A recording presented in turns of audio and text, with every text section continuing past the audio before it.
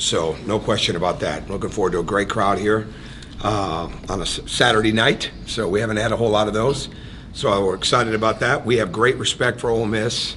It's a hard league. I think when you look at them and look at some of the close games they've had, it just hits you that how tough this league is, because they are outstanding. And Brian Tyree is as good as any guard in the league. He's the leading scorer in the league. Blake Hinson continues to improve. Devontae Shuler, he's building around a few new guys, but he's got in there to go with those guys. But this league is going to constantly be a battle, and that's what we've got to continue to understand. It just started, and we're 5 games in, going into Game 6 tomorrow. And the season seems long because you practice all year round now, and we had the non-conference and things like that, but it's very, very early in the season. And we've got to continue to understand that and make sure that we keep understanding how much we've got to get better and how much is in front of us. And where's Tamani right now in his development and what you want from him? He's got to pick it up, and he knows that. He's capable, and when you have that kind of talent, that's what's important, and picking it up in a good way, because he's already doing a lot of good things. But we need him to be even a bigger force on defense. He's the kind of guy that when we signed him and then when we lost Nick, we're not going to replace Nick, right? But a guy like Tumani and a guy like Ray could morph into being able to do more things defensively. Now, they don't have Nick's size, shot blocking, things like that, but to be able to guard on the perimeter more. And that's one of the things we've been able to do. We've been able to switch more because of Tumani, switch more because of Ray. But they can bring even more. And when you've got a guy like Tumani that's got that upside of talent, it's okay to want more from him as a coach, even though he's doing a pretty good job. So we definitely need more from him in the rebounding area. We need more from him defensively, especially with the communication. He moves so well without the ball that we need to continue to have that. And when people decide that they're going to guard him or not going to guard him, it can't change how he plays, right? We just got to continue to keep him in movement, which helps keep our team in movement. How close is Severe to 100%? I don't know. That's a good question. I mean, we kind of keep an eye on it. We kept an eye on it yesterday. We were off Wednesday. We kept an eye on it certainly Sunday and Monday. I'm not sure. He's not acting like it hurts him, but I mean, at the same time, I mean, there's no way he's all the way back yet. You mentioned those couple of freshmen and that little bit of need to improve. What do you need from, you've had a lot of freshmen step in to be an integral part of this team so far. What else do you need from them, as you say, I just think they just got to continue to understand the urgency of these games, right? Like it's so much about how you defend, how you rebound, how you get back and forth, the communication. I mean, I'm reading articles today all across the country and people talking about lack of communication in their teams. I mean, it's a prevalent problem, right? And one of the coaches said the other day, it's January 22nd, right? And there's still communication issues. We're no different. We got 9 freshmen trying to figure this out. And the bottom line is that urgency, that level of urgency. There's experience now. We've got to understand, when you come to these games, there are certain things that we have got to be absolutely airtight on. So I think it's that, and I think it's continue to build confidence, not lose confidence. Understand it's a very long season. Understand that they're in a development program, so they're getting better. And it's just a matter of just playing with more consistency. And in some cases, maybe the word I'd use is just tightening things up.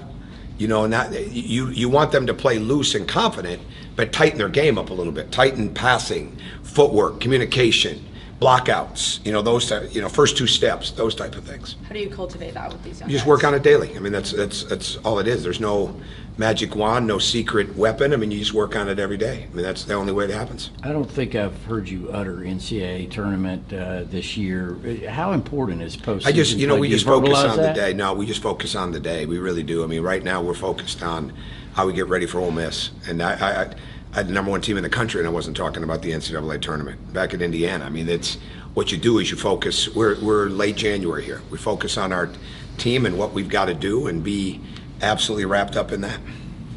I know Ray, after the Mississippi State game, you were a little disappointed, but I saw you ran over to him and gave him a high five at one point during the Kentucky game. Were you happier with the? Ray's capable, right? Ray's capable. I mean, when you've got leadership on your team, you've got to be able to challenge them. And that's part of it. That's part of being a leader, right? Is being able to be challenged and take that challenge. And then so many guys come in, and a challenge seems like a criticism or an all-out assault. It's not, right? It's to get them better. And Ray's been through it, and we expect a lot out of Ray. Ray expects a lot out of Ray. And you got to have somebody that's continuing to drive that and keep that honest when it's not where it needs to be. And I want Ray to be ultra successful long after he leaves Georgia. I promise you. I want him to be very successful. And as with all of them, but I mean, in the case in point with Ray. So that just becomes part of it. I love Ray. And just because a guy gets challenged or you're unhappy with him, that to me, that means you love him even more, right? Because what you're trying to do is make sure that they're getting the most out of what they have, even when they think they are or when they don't think they have more to give, right? You keep trying to get more, and that's the bottom line. Given the difficulty of this league, and especially your team's first 5 games against Kentucky and Auburn, setting the lights of that, how do you assess the play so far, and how do you see where your team ranks? Stacks up against the I rest don't. of the I league? assess it day by day. I mean, there's things that we've got to do to be better every day. I mean, there's no question it's the rebounding, and to answer your question specifically, I'd say the rebounding has got to continue to improve.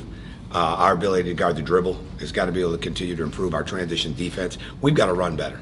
We've got to run better. We've got to continue to make sure that we're moving the ball at a high rate. And then just be confident that shots are going to knock down. We have not shot the ball great, all right? And Tennessee, we shot it pretty well. Memphis, we shot it pretty well, but we have not shot it great.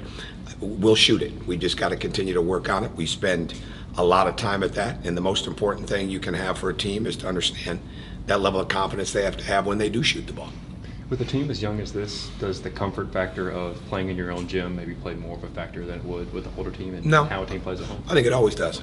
I think it always does, no matter what age of your team. I think there's always that level of comfort, familiarity, your home fans, I mean, those type of things. And sometimes with young teams or with older teams, it can provide a distraction, right? Where the road sometimes doesn't bring that distraction. It brings a whole other level of distraction because you're dealing with the opponent. But I think the bottom line for us is we're learning about mental toughness every day, right?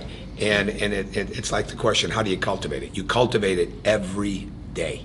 Whatever situation comes up organically, whatever situation you can create, however you plan practice, the competition level, whatever you're trying to do, your competition level in practice, you're trying to create that so that they understand, home or on the road, that's how you win.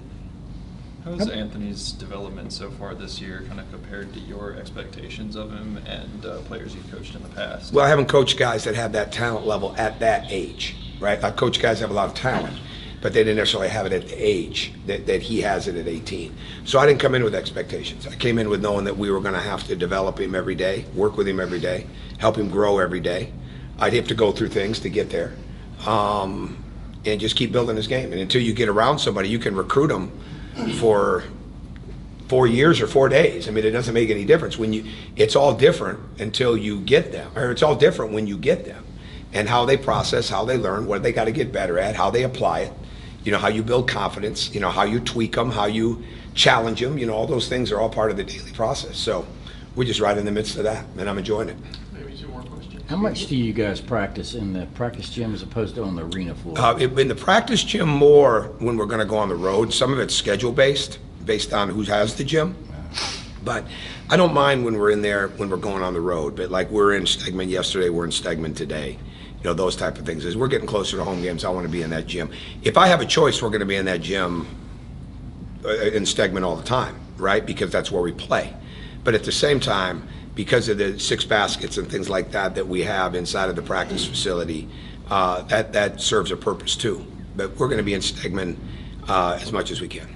Anthony's a guy with a big personality. Do you see a different side of him at home?